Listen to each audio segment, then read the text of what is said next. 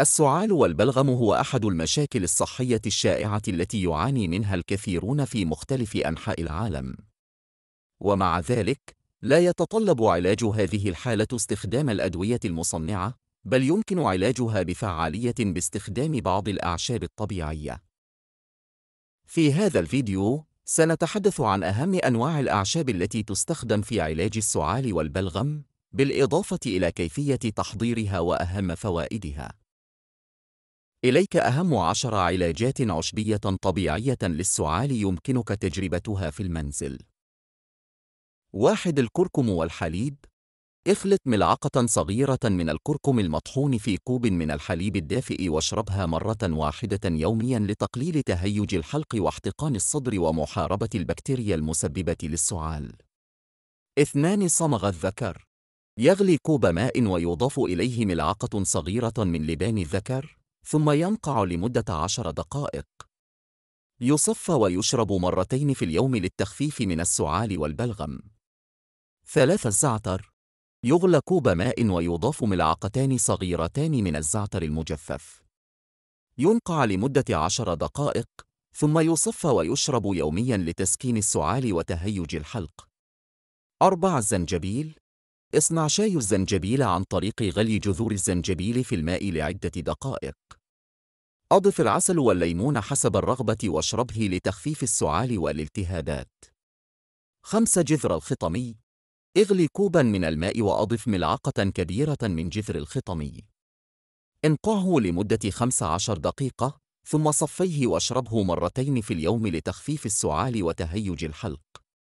6. الأناناس. اشرب عصير الأناناس الطازج أو تناول شرائح الأناناس لتفتيت المخاط وتخفيف أعراض السعال. 7. الدردار الأحمر. اغلي كوبا من الماء وأضف ملعقة صغيرة من لحاء الدردار.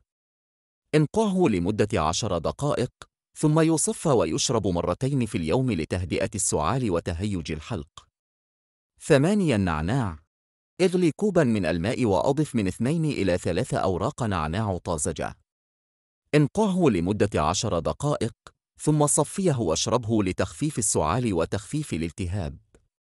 9. أوراق الجوافة. اغلي كوب ماء وأضيفي حفنة من أوراق الجوافة. انقعه لمدة 10 دقائق، ثم صفي واشربه مرتين في اليوم للتخفيف من السعال واحتقان الصدر. 10. أعشاب أخرى. الكينا، والمرمية، والبابونج، وجذر عرق السوس هي من بين الأعشاب الأخرى التي يمكن استخدامها أيضا كعلاجات طبيعية للسعال والبلغم. إليك 10 حقائق ونصائح لعلاج السعال والبلغم بالأعشاب الطبيعية. 1. علاج السعال بالأعشاب هو بديل شائع للأدوية التقليدية. 2. في حين أن بعض الأعشاب قد تكون فعالة، إلا أن الدراسات العلمية قد تقول خلاف ذلك. 3. من المهم أن تكون على دراية بالآثار الجانبية المحتملة والتفاعلات مع الأدوية.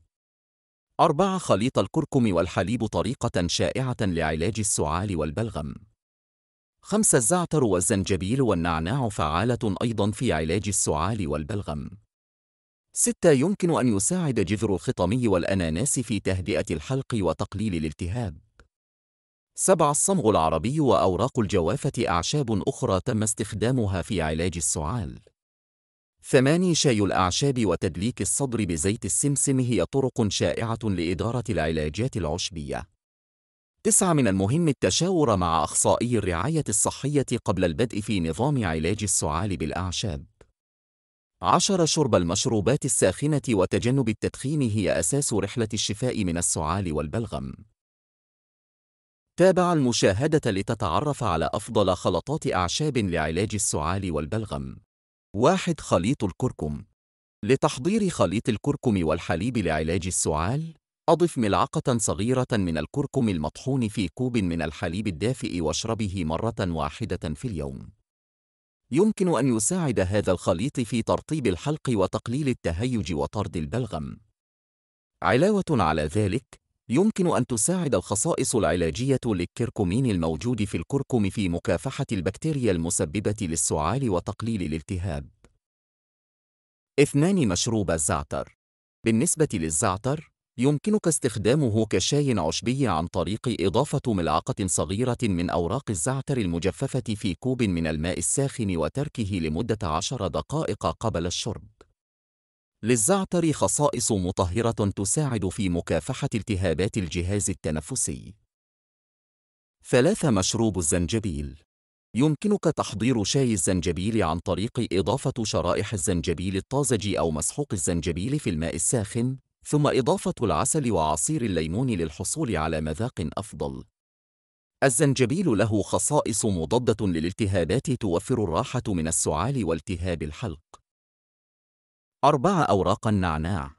يمكن استخدام أوراق النعناع عن طريق إضافتها في الماء الساخن واستنشاق البخار. سيساعد ذلك في تهدئة الحلق وتقليل السعال. في الختام، استخدام الأعشاب الطبية وسيلة فعالة لعلاج السعال والبلغم، ولكن من المهم توخي الحذر وتجنب أي آثار جانبية محتملة أو تفاعلات مع الأدوية الأخرى. لذا استشر مقدم الرعاية الصحية قبل استخدامها. إذا أعجبك الفيديو، لا تنسى الاشتراك بالقناة وتفعيل الجرس. شارك الفيديو مع الآخرين.